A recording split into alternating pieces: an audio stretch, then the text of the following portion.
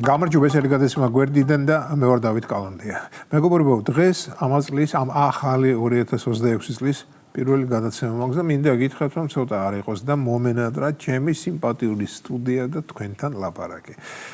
ახალი წლის არ დადაგებმა სწრაფად ჩაიარა, როგორც ყველა არ დადაგებმა იცის ხოლმე ჩავლა და მახსენდება შორეული ბავშვობის წლები, როდესაც ზაფხულის სამთვიანი არ დადაგები თითქოს ერთ მაქსიმუმ ორ კვირაში იწურებოდა და სწავლა კი გრძელდებოდა და გრძელდებოდა და გრძელდებოდა.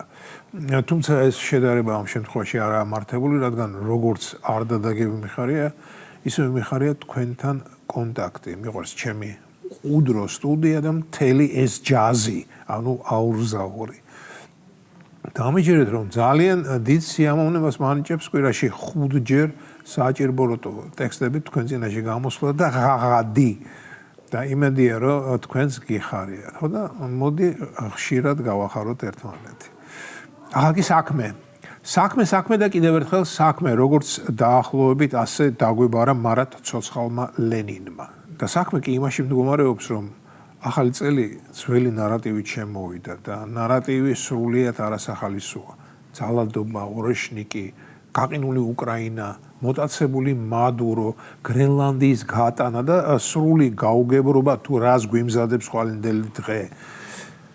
მეგობრებო, მე აქ ჩვენს ტელევიზიაში თავის დროზე იმ პირობით დამიძახეს, რომ სახალისო ტექსტებით გამოსულიყავი თქვენ წინაშე.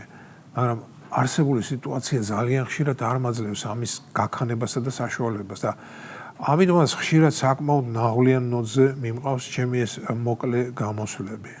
ძალიან კი მინდა, როგორც ფრანგები ამბობდნენ, faire bon mi et mauvais jeu, ანუ ცუდ სიტუაციაში სახის კარგი გამომეტყველება შევინარჩუნო. მაგრამ არ გამომდის. და განსაკუთრებით შეიძლება, რომ სიხარულისგან სახე მიბწყინავდეს, როდესაც წარმოვიდგენ ხოლმე თუ როგორ სხედან საბრალო კიეველები -15-20 გრადუს ყინვაში თავიანთ მაღალსართულიან სახლებში გაზის, დენისა და წყლის გარეშე. ჩვენი ჩამნელებული უდენო, უგაზო, პურის რიგებიანი 90-იანი წლები მახსენდება, მაგრამ ჩვენ უმაღლესმა გონებამ გაცილებით უფრო რბილი ჰავა გვარგუნა, ტყუილად კი არ ვსვამდით მის სადღეგრძელოს, როდესაც ის მიწებს არიგებდა. იმ წლებში, ასე ვთქვათ, შეგვიბრალა. წარმოგიდგენიათ ჩვენთან -20 გრადუსი ყინვა რომ ყოფილიყო. ჯობს არ წარმოვიდგინოთ. დიახ, უმაღლესმა გონებამ ჩვენ შეგვიბრალა, უკრაინელები კი არა. და კიეველები, რომლებმაც 90-იან წლები მეტნაკლებად კომფორტულად გაატარეს, დღეს არიან სრულიად შავ დღეში და რატომ? იმიტომ რომ ზოგიერთი ძლიერი ამ ქვეყნისა თავისი ეგოს დაკმაყოფილებას ცდილობს და სურს მთელ სამყაროს ანახოს, თუ ვინ არის უფრო ღონიერი.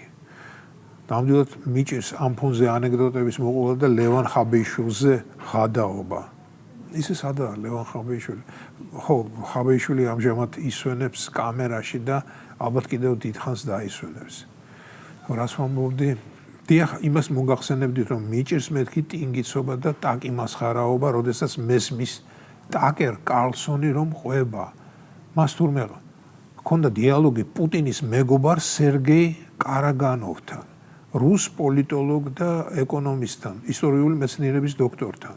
და კარაგანოვმა ტაკერს უთხრა, რომ თუ კი რუსულ-უკრაინული ომი 1-2 წელიწადში არ დასრულდება, რუსეთი დიდ ბრიტანეთსა და გერმანიას ბირთვულ დარტყმას მიაყენებს.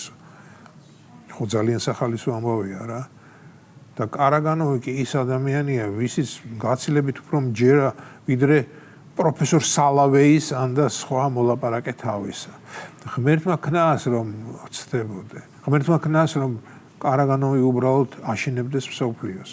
ღმერთმა ქნას რომ ომი მალე დასრულდეს და ღმერთმა ქნას რომ მშვიდობა, ცუდი თუ კარგი, მაგრამ მშვიდობა დამყარდეს დედამიწაზე. ძალიან პათეტიკური სიტყვა გამოდის, მაგრამ სხვანაირად არ ძალმიძმს. ვიღაცამ არ მახსოვს ვინ თქვა, რომ ყოველმა თაობამ თვითონ უნდა იგრძნოს ომის საშინელება. ომის გამოცდილება იმდენად ფუნდამენტურია, რომ მისი სიტყვებით გადმოცემა შეუძლებელია და ომის სიმწრის და მშვიდობის მნიშვნელობის გასაგებად ყველამ თვითონ უნდა გამოცადოს თავის ტყავზე ეს უბედურება, რათა თანდათანობით ისტორიულ მეხსიერებაში ისე ჩაიბეჭდოს ტრაგედიის გაკვეთილები და ადრე თუ გვიან კაცობრიობამ საბოლოოდ თქვას უარი ამ ეგრეთ წოდებულ სისხლიან გართობაზე. მგონი თუ არ ცდები ეს აზრი ტოლსტოის ომსა და მშვიდობაში იყო დაფიქსირებული. მოკლედ, მეგობრებო, ახალი წელი ჯერჯერობით ახალ უსიამოვნო გამოწვევებს გვიმზადებს. და ის მინდოდა მე თქვა, ვენესუელას პრეზიდენტის მაგალითი ჩვენთვის გაკვეთილი უნდა გახდეს და ცილის წინ არ დაგვავიწყდეს ხოლმე შემოსასვლელი კარისა და ყველა ფანჯრის კარგად ჩარაზვა. რა იცი, რა ხდება და ვის რა მოუვა თავში. ეს იყო გადაცემა გვერდიდან, მე ვარ დავით კალანდია.